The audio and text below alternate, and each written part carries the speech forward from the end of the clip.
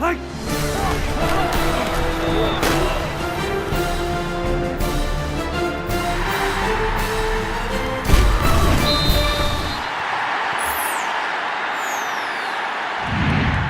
Mizell here at Boone Pickens Stadium with Richetti Jones, former OSU defensive end. He's our OSU insider this season. We're talking about Oklahoma State's pretty shocking 59-38 loss to Arizona, and we'll also look ahead to the Louisiana-Lafayette game. But let's look back at Tucson for a couple minutes. Obviously, a ton of penalties, ton of turnovers, lost the turnover battle. What was the most surprising thing to you about how the Cowboys performed on Saturday? The most surprising thing to me was the way they performed in the second half. I just knew that they were going to come out the second half and perform to their highest ability and just win the game, but that definitely didn't happen. Absolutely. I mean, you've been a part of this program for a number of years, and it just seemed like it was an uncharacteristic performance with all those mistakes. We're used to seeing the Cowboys get 4 turnovers rather than not forcing any. We're used to seeing disciplined play. So did that surprise you? Just how many mistakes were made in that game? Well, what really surprised me more than anything was the officiating. We did make some bad plays on offense and defense that deserved penalties, but for the most part, I feel that it was excessive. They kept throwing so many flags, and in my opinion, and honestly, from me playing football, after the first Calvin Barnett personal penalty, it was an avalanche. The flags kept coming, and it was a wrap from there. Honestly, that's how I view it. Now, looking ahead to this game against Louisiana-Lafayette at 11 a.m. on Saturday, obviously a chance to bounce back for this team. And I mean, you've been a part of losses, and you've been in the room, those days after. So what is the key now for this team to kind of put that game behind them and come out with a much better performance against the Raging Cajuns? The defense has to step it up. The defense had 0 turnovers last week against Arizona, and Arizona's defense had 4. So with that being said, the Cowboys didn't win the turnover battle on defense, and when you play football on defense, you have to win the turnover battle. You're competing against the opposing team's defense, and the defense definitely did not win the turnover battle, and that's how you lose games, when you don't win the turnover battle.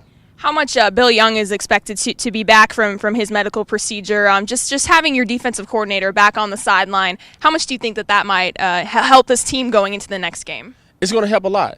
Coach Young, he's a great coach. He's a veteran, been coaching over 20 years, and he's the man. Coach Young is the man for the job, and with him being a veteran, he has plenty of experience, and he knows certain things that most coaches don't know, because he's coached for so long, and he's seen so many things. So he knows how to talk to his players, what needs to be done, and I feel that when he steps back on the field, that it's going to be a shift in everything.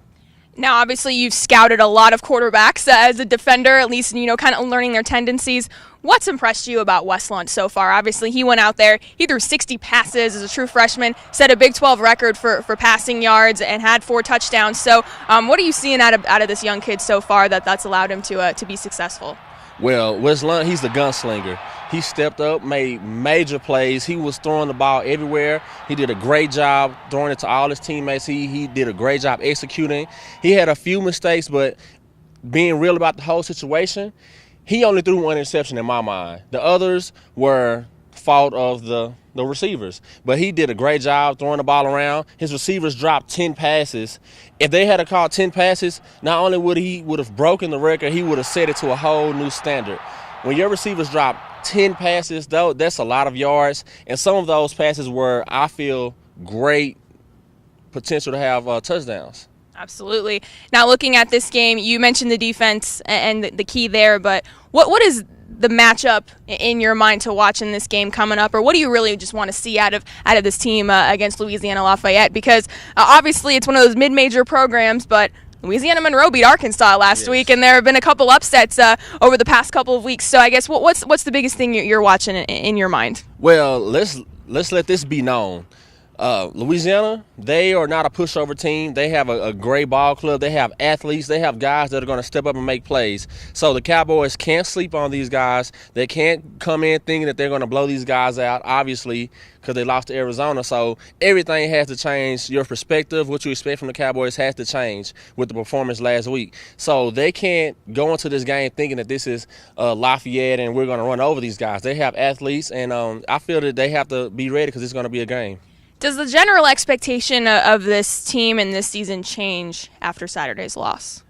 Well, in my eyes, since I'm 1 year out of the program and I know how it goes firsthand, I feel that it's going to change if we don't have leaders step up and get this team under control. We have to have guys in the locker room step up and get control over their team. The coaches can only do so much. Coach Gundy and his staff can only coach as much and say enough. But at the end of the day, the captains of this team have to step up and get their team ready.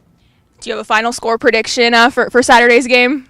Well, with the way they played last week and they still managed to put 38 points up, so I'll spot them 35 to maybe 23.